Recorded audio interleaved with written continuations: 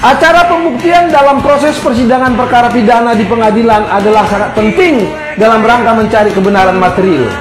Oleh karena itu, saksi pelapor atau saksi korban wajib hadir di persidangan untuk didengar keterangannya. Apabila saksi pelapor atau saksi korban tidak bersedia hadir di persidangan, maka majelis hakim akan menghentikan pemeriksaan perkara dan menyatakan surat dakwaan tidak dapat diterima serta mengembalikan berkas perkara kepada jaksa penuntut umum.